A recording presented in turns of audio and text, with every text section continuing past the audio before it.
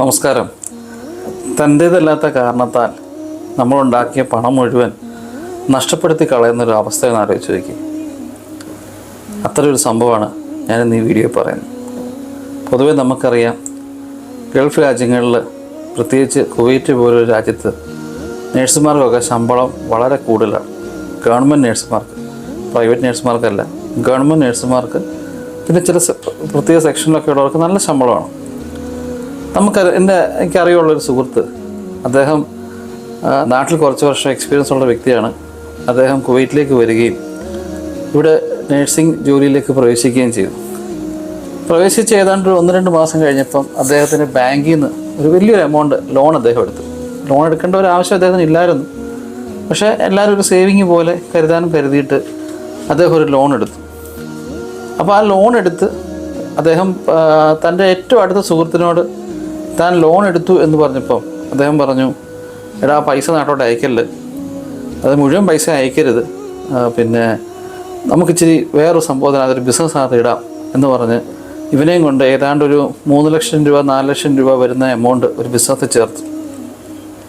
നല്ല വരുമാനമുണ്ട്, ലാഭം ഉണ്ടാകും എന്നൊക്കെ പറഞ്ഞ് ഒരു മീറ്റിംഗ് വലിയ ഇൻ്റർനാഷണൽ ഹോട്ടലൊക്കെ നടത്തി. ആ ശേഷം അവന് സംഭവമൊക്കെ കണ്ടപ്പോൾ ഇഷ്ടപ്പെട്ടു. അങ്ങനെ അവനെയും കൊണ്ട് ആ ഒരു 4 ലക്ഷം രൂപ ഈ പരിപാടിക്കകത്ത് ഇടുകയും പിന്നീട് 2-3 മീറ്റിംഗൊക്കെ അവനെ അറ്റൻഡ് ചെയ്യിപ്പിക്കുകയൊക്കെ ചെയ്തു. അങ്ങനെ ഇവനൊരു ഗ്രൂപ്പിനകത്ത് ആഡ് ചെയ്തു. ഇതിനിടയ്ക്ക് ഈ പയ്യനൊരു വണ്ടി എടുത്തു. ആ വണ്ടി എടുത്തു കഴിഞ്ഞപ്പോൾ ഉടനെ ഈ ഫ്രണ്ട് എന്തോ ചെയ്തെന്ന് വെച്ച് കഴിഞ്ഞാൽ, ആ വണ്ടി ഇവരൊരു ഫേസ്ബുക്ക് ഗ്രൂപ്പൊക്കെ ഉണ്ടാക്കിയിട്ടുണ്ടായിരുന്നു, വാട്സപ്പ് ഗ്രൂപ്പൊക്കെ ഉണ്ടാക്കിയിട്ടുണ്ടായിരുന്നു. ആ ഗ്രൂപ്പുകളകത്തെല്ലാം കണ്ടോ ഇവൻ അച്ചീവ് ചെയ്തു എന്ന് പറഞ്ഞുകൊണ്ട് വണ്ടി, സത്യം പറഞ്ഞാൽ ഇവൻ ലോൺ എടുത്ത വണ്ടിയാണ്. ഈ ബിസിനസ്സിനകത്ത് ഇട്ടിട്ട് പൈസ ഉണ്ടാക്കി എടുത്ത വണ്ടിയല്ല. വണ്ടി എടുത്തു എന്നൊക്കെ പറഞ്ഞുകൊണ്ട് പോസ്റ്റൊക്കെ ഇട്ട് ബൂസ്റ്റപ്പ് ചെയ്തു. അപ്പോൾ അവൻ ചോദിച്ചു, എന്തിനാ ഇങ്ങനെ ചെയ്തപ്പോൾ, ഇല്ല ഇതൊക്കെ ഇതിൻ്റെ ഒരു ഭാഗമാണെന്ന് പറഞ്ഞു.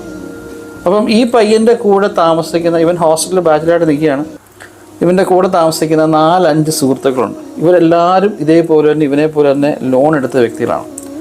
അപ്പം ഈ പയ്യൻ പറഞ്ഞത് വെച്ചിട്ട്, അല്ലെങ്കിൽ ഇവൻ്റെ കൂട്ടുകാരനെ പറഞ്ഞു വെച്ചിട്ട്, ഈ കൂടെ താമസിക്കുന്ന എല്ലാ വ്യക്തികളുടെ കയ്യിൽ നിന്നും 5 ആൾക്കാരുടെ കയ്യിൽ നിന്നും ഇവന് ഇത്രയും എമൗണ്ട് വെച്ച് അവരെയും കൊണ്ട് ഓരോ ഈ ബിസിനസ്സിനകത്ത് പൈസ ഇടിപ്പിച്ചു. പക്ഷേ 1-2 മാസം കഴിഞ്ഞപ്പം ഇവർ പ്രതീക്ഷിച്ച യാതൊരുമായ ഇൻകവും വരാതെ ആയി. ഭയങ്കരമായിട്ടുള്ള ബുദ്ധിമുട്ടായി, വഴക്കായി. ഒരു മുറിയിൽ ഒരു ഫ്ലാറ്റിൽ കഴിയുന്ന ആൾക്കാർ തമ്മിൽ വഴക്കായി. ഈ കൂട്ടുകാരനെ വിളിച്ചപ്പം അവനിങ്ങനെ കൈമലർത്തി കാണിക്കും.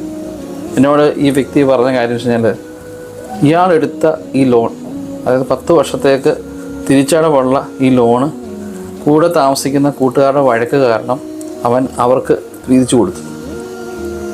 എന്നിട്ട് 10 വർഷം കൊണ്ട് ആ ലോണിനുള്ള ഭീമമായ തുക അടച്ചുകൊണ്ടിരിക്കുകയാണ്.